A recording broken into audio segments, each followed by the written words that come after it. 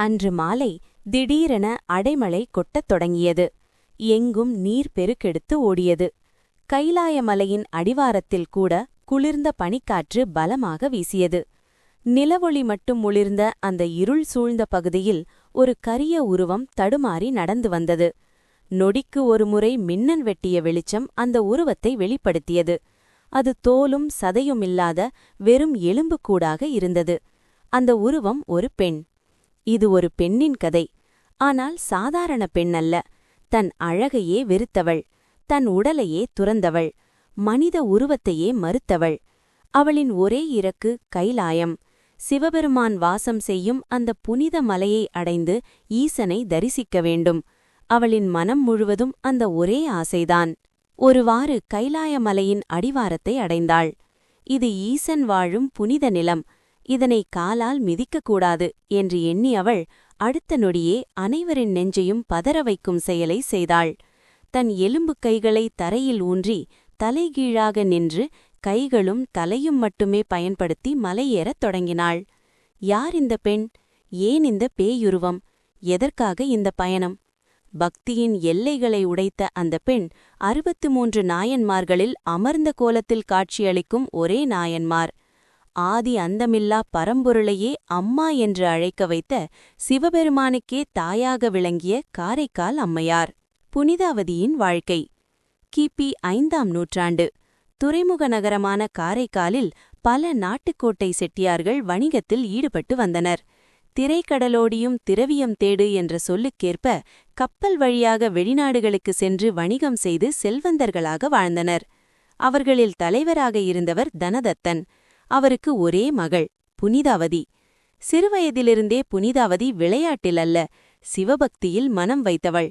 மிருமண வயதை அடைந்ததும் நாகப்பட்டினத்தை சேர்ந்த பெரிய வணிகர் பரமதத்தன் தன் மகனுக்காக புனிதாவதியை பெண் கேட்டு வந்தார். தனதத்தன் மனமகிழ்ச்சியுடன் திருமணத்திற்கு சம்மதித்தார்.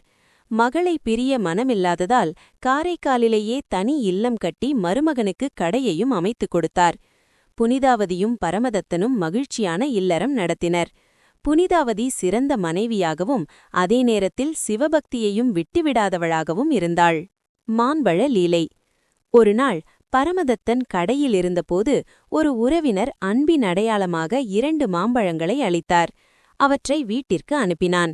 அந்நேரம் ஒரு சிவனடியார் புனிதாவதியிடம் பிச்சை கேட்டார். உள்ளே தயாராக இருந்த உணவுடன் ஒரு மாம்பழத்தையும் சேர்த்து அவர் உபசரித்தாள். மதிய உணவிற்கு கணவன் வந்தபோது மீதமிருந்த ஒரு மாம்பழத்தை அவனுக்கு பரிமாறினாள். அதன் சுவை பரமதத்தனை வியப்பில் ஆழ்த்தியது. இன்னொரு மாம்பழத்தையும் கொண்டு வா என்று கேட்டான். அப்போது ஈசனை நினைத்து வேண்டிய புனிதாவதியின் கையில் ஒரு மாம்பழம் தானாக வந்து விழுந்தது. அதையும் கணவனுக்கு கொடுத்தாள். அந்த மாம்பழத்தை எடுத்தவுடன் அது அவன் கண்ணெதிரிலேயே மறைந்தது. அப்போதுதான் பரமதத்தன் உணர்ந்தான், புனிதாவதி சாதாரண பெண்ணல்ல என்று. அச்சமும் குழப்பமும் அவனை ஆட்கொண்டது. இவள் தெய்வாம்சம் பெற்றவள், இவளை மனைவியாக எண்ணுவது எனக்கு தகுதியல்ல என்று நினைத்தான். வெளிநாடு செல்லும் காரணத்தை முன்வைத்து அவளை விட்டு பிரிந்தான். பின்னர் பாண்டிய நாட்டில் மற்றொரு பெண்ணை மணந்து வாழ்ந்தான். துறவும் பேயுருவமும். இந்த உண்மையை அறிந்த புனிதாவதி ஈசனை நோக்கி வேண்டினாள். என் கணவன் என்னை துறந்துவிட்டான். இனி இந்த உடல் எனக்கு வேண்டாம். என்னை பேயுருவமாக மாற்று. அடுத்த நொடியே அவளின் சதை உதிர்ந்து எலும்புக்கூடாக மாறினாள். அன்று நாளிலிருந்து ஊரூராக சென்று சிவனை போற்றி பாடினாள்.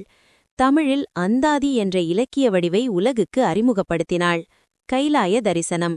இறுதியில் ஈசனை நேரில் காண வேண்டும் என்ற உறுதியுடன் கைலாயம் நோக்கி நடந்தாள். மலையை காலால் மிதிக்கக்கூடாது என்பதற்காக தலைகீழாக மலையேறினாள். அந்த காட்சியை பார்த்த பார்வதி தேவி வியந்தாள். சிவபெருமான் கூறினார், இவள் என் தாய், என்னை அடையவே இப்படி வந்தாள். என் அம்மையே வருக என்று ஈசன் அழைத்தார். அன்றிலிருந்து புனிதாவதி காரைக்கால் அம்மையார் ஆனாள்.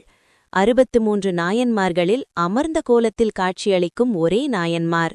வரம். அம்மையார் கேட்ட வரம் பிறவாமை. பிறந்தாலும் ஈசனை மறவாமை. அவரது திருவடியிலிருந்து நடனத்தை தரிசிக்கும் பேறு. அதை ஈசன் அருளினார். முடிவு.